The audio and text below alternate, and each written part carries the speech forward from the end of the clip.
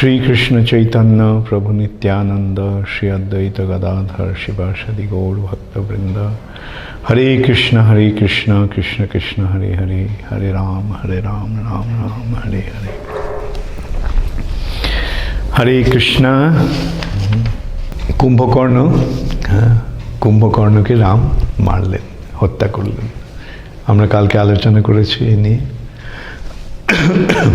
কুম্ভকর্ণের বিশাল শরীর,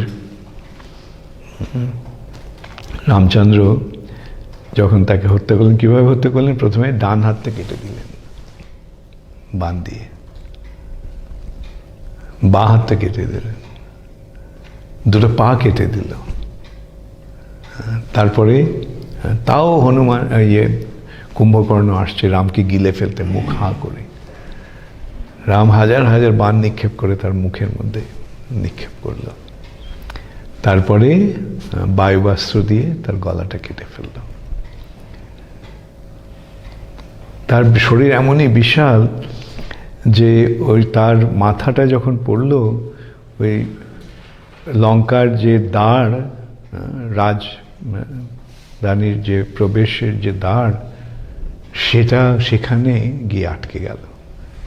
ওখানে ওই দ্বারটাকে রুদ্ধ করে দিল। আর তার অন্য শরীরটা, মাথা কাটা শরীরটা পড়ল সমুদ্রে। তার অর্ধেকটা শরীর জলের মধ্যে, অর্ধেকটা শরীরও সমুদ্রের মধ্যে তার শরীর ডোবেনি, অর্ধেকটা শরীর কেবল ডুবেছে, আর বাকি অর্ধেকটা সমুদ্রের ওপরে। তো এইভাবে রাবণের ভাই কুম্ভকর্ণ সংবাদ যখন তার মৃত্যুর সংবাদ যখন রাবণ পেল, তখন রাবণ অত্যন্ত মর্মাহত হয়ে আক্ষেপ করতে লাগলো যে এই কুম্ভকর্ণ আমার প্রিয় ভাই, ওকে ছাড়া আমি বাঁচব কি করে? এই জীবনের কি মূল্য আছে আর? তখন রাবণের এক ছেলে, যার নাম ত্রিশিরা, তার 3টে মাথা ছিল। সে ত্রিশিরা রাবণের কাছে এসে বলল যে আমি ওর সঙ্গে রাম আর লক্ষ্মণকে মেরে নিয়ে আসবো। আমার কাছে ব্রহ্মার বরপ্রাপ্ত সমস্ত অস্ত্র রয়েছে, আর আমার সঙ্গে থাকবে আমার 3 ভাই, দেবান্তক, নরান্তক আর অতিকায়। তো এরা আমরা 4 জনে গিয়ে আমাদের সৈন্য সামন্ত নিয়ে আমরা এই বানর সহ রামচন্দ্রকে আক্রমণ করে ওদেরকে পরাজিত করে আমি ফিরে আসব। রাবণ আশ্বাস দিন, ঠিক আছে যাও। রাবণ আশীর্বাদ করলো, মালা দিয়ে তাদেরকে মাল্যভূষিত করলো। তাদের সঙ্গে রাবণ তার 2 সেনাপতিকেও দিল, মহাপার্শ্ব আর মহোদর।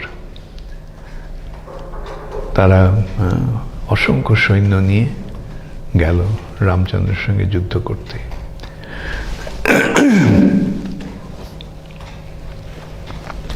ওরা যখন এলো তখন প্রথমে প্রচণ্ড যুদ্ধ হলো। সেই যুদ্ধের পরে অঙ্গদ নরান্তককে হত্যা করল। এমনভাবে যুদ্ধ হয়েছিল, ওর আঘাতে অঙ্গদ মূর্ছাপ্রাপ্ত হয়েছিল। কিন্তু যখন ও মূর্ছা থেকে ফিরে এলো, তখন সে রাগের বশে একটা পাথর নিয়ে তার মাথায় মেরে তার শরীরটাকে চুরমার করে দিল। তখন তারপরে দেবান্তককে মারল হনুমান। প্রচণ্ড যুদ্ধ হচ্ছে হনুমানের সঙ্গে। তো হনুমান তার হাত দিয়ে এমনভাবে তার বুকে আঘাত করলো যে সে মারা গেল। এখানে আমরা দেখতে পাচ্ছি যে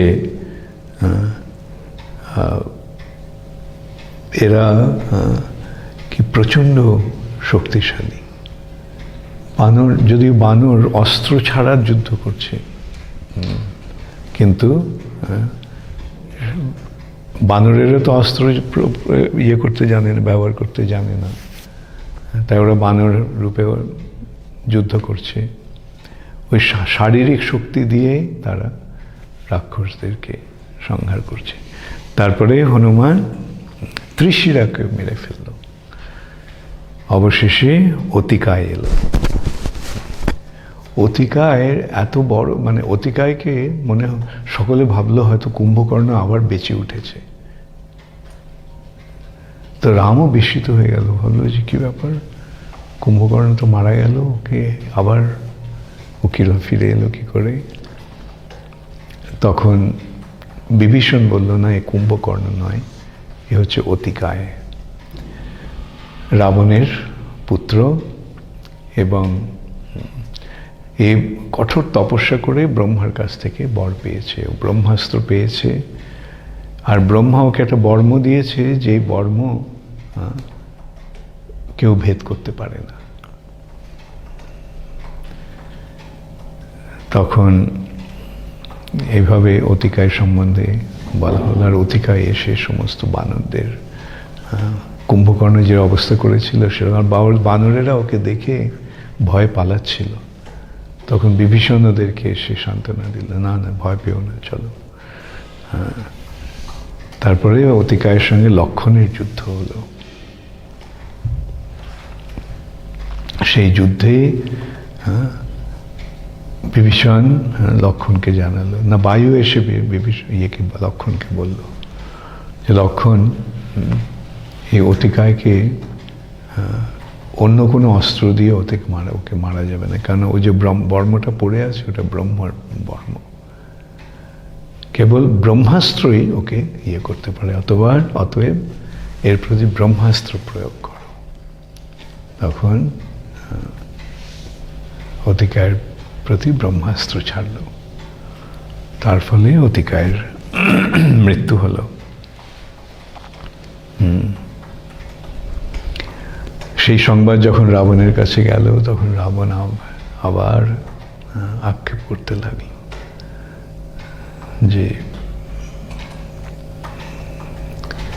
যে আমার একে একে আমার সব মারা যাচ্ছে এই যুদ্ধে।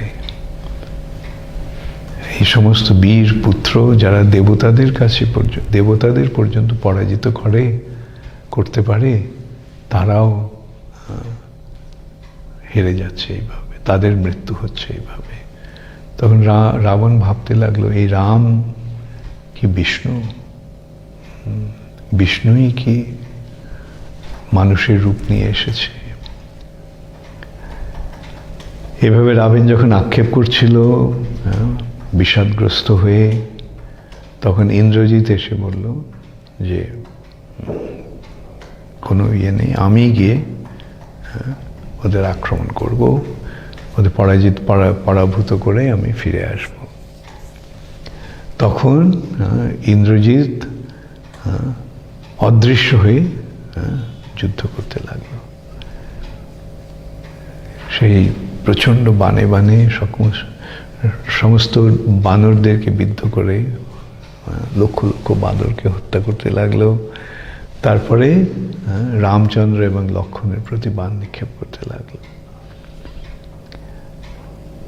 তখন রাম লক্ষণকে বলল যে ও যে ব্রহ্মাস্ত্র প্রয়োগ করছে, এখানে আমরা ওর অস্ত্রগুলিকে সহ্য করে আমরা পড়ে থাকব, তাহলে ও ভাববে যে ও জয়ী হয়ে গেছে। তখন ওরা রণক্ষেত্র ছেড়ে ফিরে যাবে। কেননা বিভীষণ বলেছিল যে ও যখন যজ্ঞ করে আসে তখন অদৃশ্য হয়ে থাকে, তখন আর ওকে করা যাবে না, কিছুতেই ওকে পরাজিত করা যাবে না। তো কালকে ও যজ্ঞ আমরা ওকে তারপরে আমরা আক্রমণ করব, যখন ও আর যজ্ঞ করতে পারবে না, তার যজ্ঞ করার আগেই। তখন এইভাবে রামচন্দ্র আর লক্ষণ বাণবিদ্ধ হয়ে পড়ে রইল। তখন জাম্ববান ইয়েকে বলল, হনুমানকে বলল যে তুমি যাও কৈলাস পর্বত আর দ্রোণ পর্বতের মাঝখানে একটা পর্বত আছে, সেখানে এই ওষুধিগুলো আছে। সেই চারটে কথা বললেন, সঞ্জীবনীকরণী, বিশল্যকরণী, স্বর্ণকরণী আর সন্ধিনীকরণী। সুবর্ণকরণী এবং সন্ধিনীকরণী, এই চারটে তুমি নিয়ে এসো। এইগুলো দিয়ে রাম এবং লক্ষ্মণকে জীবিত করবেন, সুস্থ করে তোলা যাবে। তো সেই তখন আমরা যেটা জানি, হনুমান সারা পর্বতটাকে তুলে নিয়ে এসেছে, খুঁজে পায়নি কোথায়, আর সময় নষ্ট না করে সেই পর্বতটাকে তুলে নিয়ে চলে এসেছে।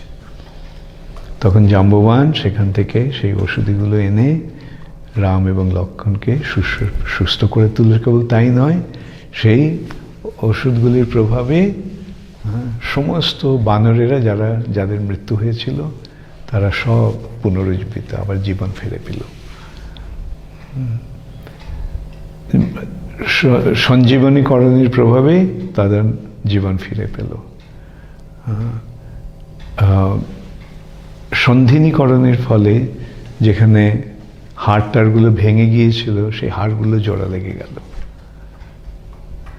বিশল্যকরণের প্রভাবে যে তীর এবং অস্ত্রের আঘাত যেগুলো, সেই ক্ষতগুলো সুস্থ হয়ে গেল। এবং সুবর্ণকরণের প্রভাবে তাদের স্বাভাবিক তেজ ফিরে এলো। তো এভাবে সমস্ত বানরেরা জীবন ফিরে পেল। তখন বিভীষণ ইয়েকে বলল যে যতক্ষণ ইন্দ্রজিৎ আছে ততক্ষণ রাবণকে সংহার করা যাবে না। তো ইন্দ্রজিৎকে মারতে হবে। ইন্দ্রজিৎকে মারার একমাত্র উপায় হচ্ছে, ও যখন ওই নিকুম্ভিলা যজ্ঞ করে, সেই সময় যজ্ঞ পূর্ণ হওয়ার আগে ওকে মেরে ফেলতে হবে। তো রামচন্দ্র লক্ষ্মণকে আদেশ দিলেন, হ্যাঁ লক্ষ্মণ তুমি যাও, হনুমান আর বিভীষণ আর অনেক বাঁদর নিয়ে, সৈন্য নিয়ে তুমি যাও, এবং সেখানে তখন যেখানে যজ্ঞ করে সেখানে গিয়ে হনুমান সহ লক্ষ্মণ আর বিভীষণ উপস্থিত হলো। ইন্দ্রজিৎ বুঝতে পারল যে তাকে মারবার জন্য এসেছে, এবং বুঝতে পারলো এই বিভীষণ এই কথা ওদের বলেছে, ওর যে দুর্বলতা কোথায়। তখন বিভীষণকেও তিরস্কার করে যে তুমি আমার কাকা, আমার বাবার ভাই, আর তুমি এসে আমাদের বংশের সর্বনাশ করার জন্য একে ডেকে এনেছো, আমাকে মারবার জন্য ওকে নিয়ে এসেছো, শত্রুর পক্ষ অবলম্বন করে বিশ্বাসঘাতকতা করেছ। তখন বিভীষণও ইয়েকে বলল, ইন্দ্রজিৎকে, যে তোমার পিতাই এই সমস্ত কিছুর জন্য দায়ী। কেন ও যে অন্যায় আচরণ করেছে, এই অন্যায়ের প্রশ্রয় দেওয়াটা উচিত নয়। কেউ যখন অন্যায় করে তখন তার পক্ষ অবলম্বন করা উচিত নয়, যদি না তাকে সংশোধন করা যায়। এইভাবে কিছু বাকযুদ্ধ হয় বিভীষণ আর ইন্দ্রজিতের মধ্যে। তারপরে প্রচণ্ড যুদ্ধ শুরু হলো, এবং অবশেষে লক্ষ্মণ ইন্দ্রজিৎকে হত্যা করল। ইন্দ্রজিতের মৃত্যু সংবাদ যখন এসে পৌঁছল রাবণের কাছে, তখন রাবণ মূর্ছিত হয়ে গেল। কেন ইন্দ্রজিৎই ছিল তার সবচেয়ে বড় ভরসা, আর সেই ইন্দ্রজিৎকে সে হারালো। আর ইন্দ্রজিৎ ছিল তার সবচেয়ে প্রিয় পুত্র। মন্দোদরীর রাবণের পুত্র ছিল ইন্দ্রজিৎ, মেঘনাদ। রাবণ যখন সংজ্ঞা ফিরে পেল, তখন বলল যে আচ্ছা, এর আগে একটা ঘটনা আছে, ওটা আমি বলিনি, এখন বলিনি। ইন্দ্রজিৎ যখন আগে যুদ্ধ করতে এসেছিল, তখন এক সময় সেই রথে করে সীতাকে নিয়ে এলো, মায়া সীতা।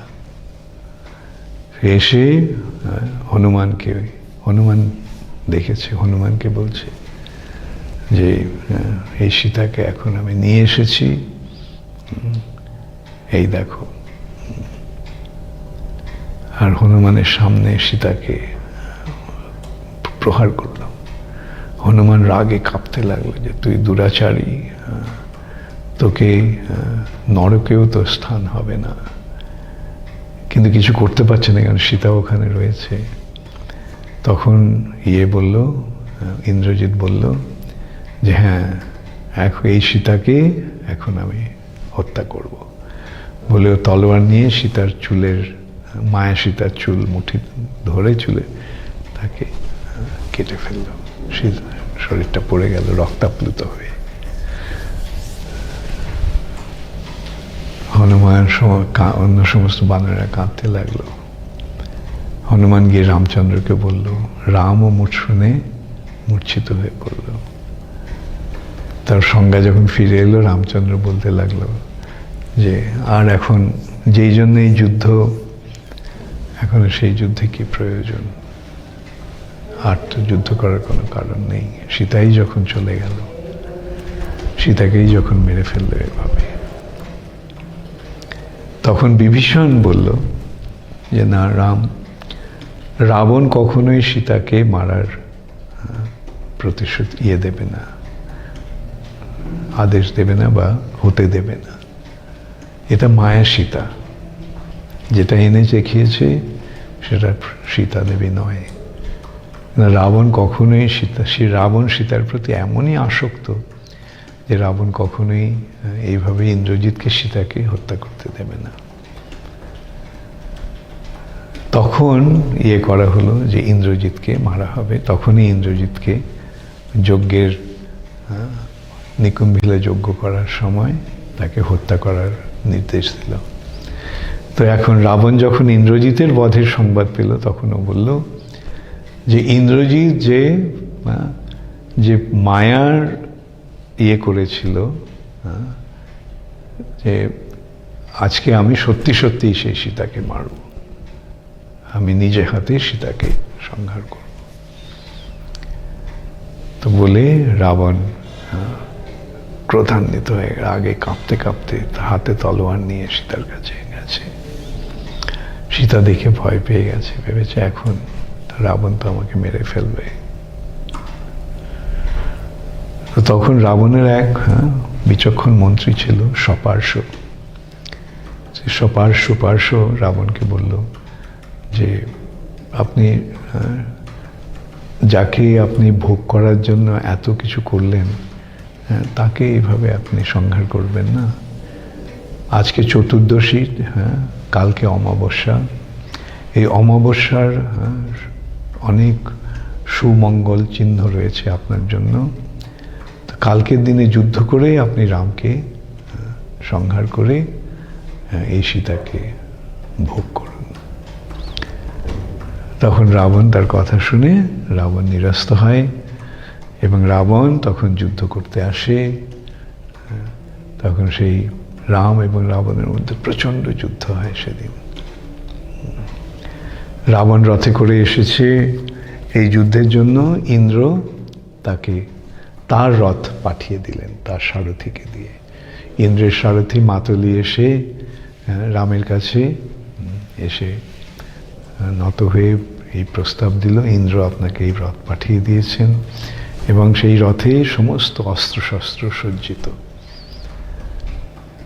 তখন রামচন্দ্র সেই রথে উঠে রাবণের সঙ্গে যুদ্ধে প্রবৃত্ত হলেও প্রচণ্ড যুদ্ধ, দীর্ঘকাল ধরে যুদ্ধ হচ্ছে, কেউ কাউকে পরাস্ত করতে পারছে না। তখন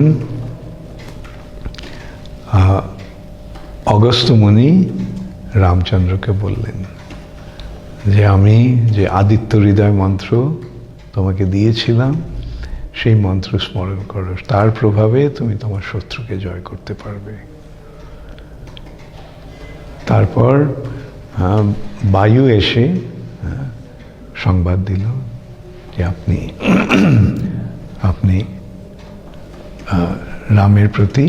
রাবণের প্রতি আপনি ব্রহ্মাস্ত্র ত্যাগ করুন। তখন রাম সেই ব্রহ্মাস্ত্র দিয়ে রাবণকে সংহার করলেন। এইভাবে সেই যুদ্ধের সমাপ্তি হলো। সমস্ত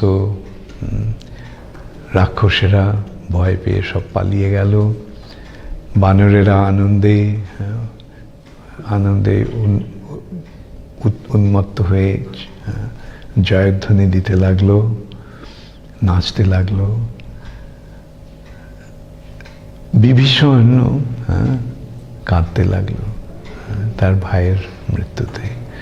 আরো বলতে লাগলো যে কেন তুমি এরকম একটা অন্যায় আচরণ করে তুমি নিজের সর্বনাশ ডেকে আনলে। আমরা সকলে তোমায় কত উপদেশ দিলাম, সেই কথা তুমি শুনলে না।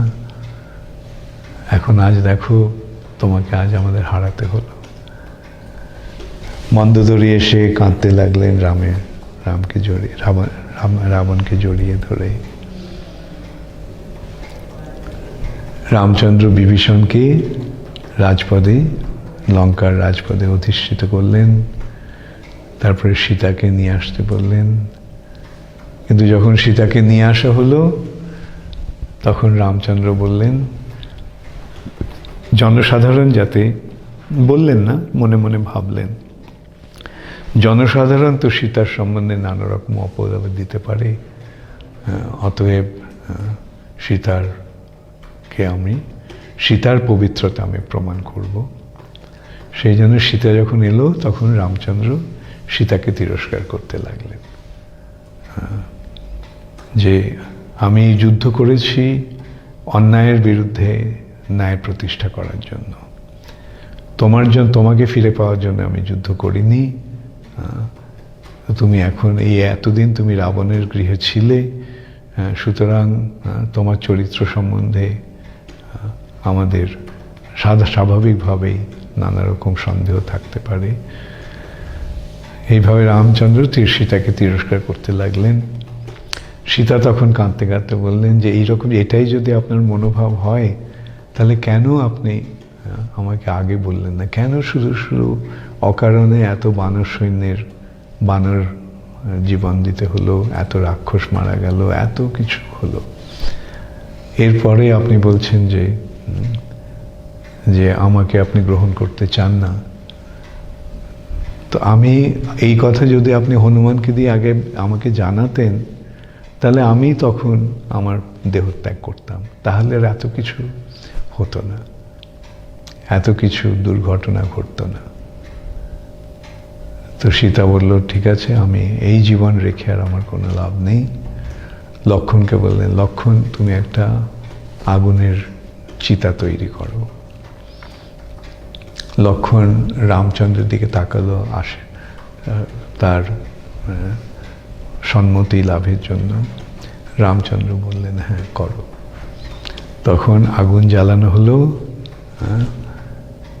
সেই প্রচণ্ড অগ্নিকুণ্ডের মধ্যে সীতা প্রবেশ করলেন।